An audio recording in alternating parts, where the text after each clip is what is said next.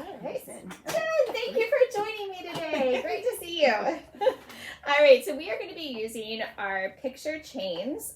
It's strictly a phonemic awareness activity today, so no letters, just the sounds will be our focus. Get that in there.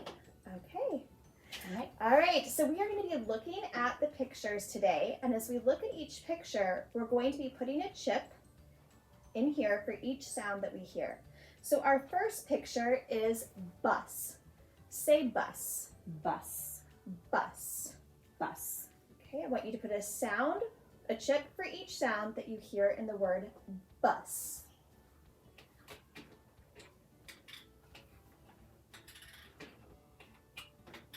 B-us. Bus. You have bus.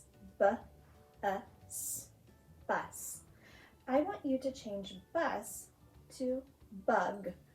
Bus, bug. B-us. B-a-g. Last sound. Great. You have bug.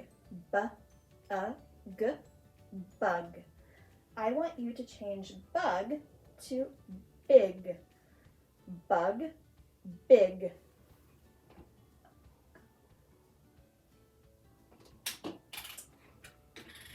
You change the first sound.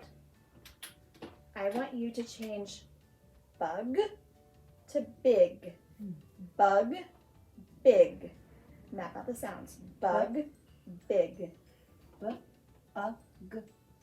Ah, it's the middle sound. Perfect. You have big. B-I-G. Big. You have big. I want you to change it to pig. Big, pig. B-I-g.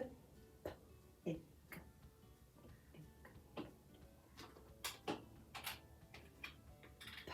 P-I-g. Pig. You have pig. P-I-G. Pig. You have pig. I want you to change it to dig. Pig, dig. I-G. D-I. First sound. D-I-G. Dig. Dig. So a couple of things I see Callie doing so great on this with. She is repeating the sound. She's repeating the two words I'm changing right before I change them. So our kids who have working memory issues, if we say, now you need to change the bug to a big, you can do it. Any words besides those two words they're changing are going to impede their ability to remember the sounds. So you notice right before I tapped the sounds out, she just said the words, the first word and the second word. Bug, big.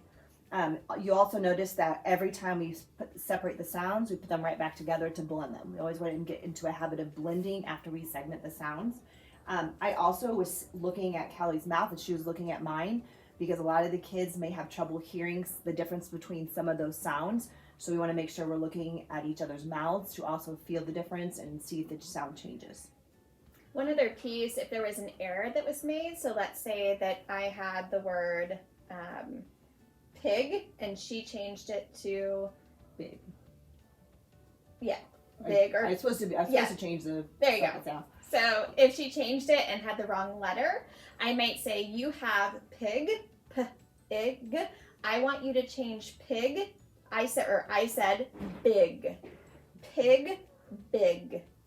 And then you could even talk about how those sounds, the only difference, they feel the same in our mouth. We're closing our lips to say both b and p. The only difference is our voice box is on for one and our voice box is not on for the other. So those are common errors that you'll see with your kids. Okay, perfect. Thank you.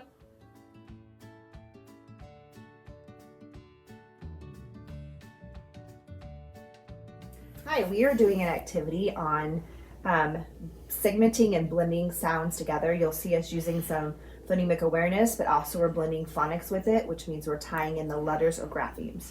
So we have 3 little cards. I'm going to choose my first one.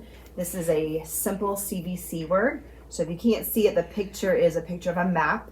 The card says, say it, map it, swipe it, write it. This is the same procedure as echo, fingerspell, sound, and write proof. So I'm going to have the kids say or read the picture to me. The word is map. and they're going to say it back to me, map. Eventually, I'd want them to be able to say that picture or read the picture themselves, but for this first time, I'm going to explicitly teach them. So we're going to say the word map. We're going to put one chip for each sound. Ah. And we may just go right there, and then we just blend them together. Map. I had a map to help me find my way around the city. Then, if I want to, I can add some letters to it. So same procedure, say the word map, map, one chip for each sound, ah. I might even have them move it again for another step of multisensory, ah. Then I'm going to have them grab the marker and they're going to write the letter that names those sounds. I'm going to write the letter M, ah, A, ah, P. Map. You'll notice that if they struggle to remember those last sounds, that's tapping into their working memory, so we may need to provide it for them, but as much as you can, you want them to try to remember those sounds on their own. Okay, so I'm going to erase it. My next card, the next color, has digraphs and blends in it, so it's a picture of a shot. So I might ask them what is it a picture of. They're going to say the word shot. I'm going to make sure they say it correctly. And then we're going to put one sound, one chip for each sound. Sh, ah, t. And we want to make sure we have one chip for the sound sh, even though it's two letters. And then I might have them move it for extra multisensory. Sh, ah, t. And now we're going to name those sounds. Sh is SH. Ah is O. T, shot. T is T. I'm going to put it together. Shot. And then I always end with a sentence. We're always tapping into that language piece of it. The puppy had to get a shot when it was sick. And I'll do one more level. It's a little bit more difficult. The green section has some spelling rules in it. So this is a picture of a hill. So this ties into the floss rule or fizzle rule. So same thing. I'm going to say the word hill. I want them to say it back to me. Hill. We're going to put one chip for each sound. Ik. Ol. I'm going to have them move it one more time. Ik. Ol. And then we're going to name those sounds. Ik. Ol. I know L has two at the end of a short vowel word. It's going to have two L's in it. Now, if they were to say, trying to think.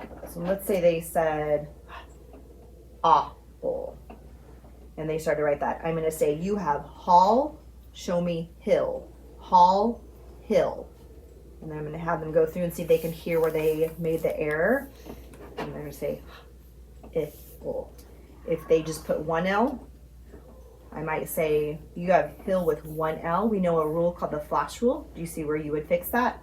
And then we would hope they would say hill. I might give them just one chance to correct, and then I want to explicitly correct for them. I don't want them to spend the time trying to make the guesses. So, and that is how we use the segmenting tray.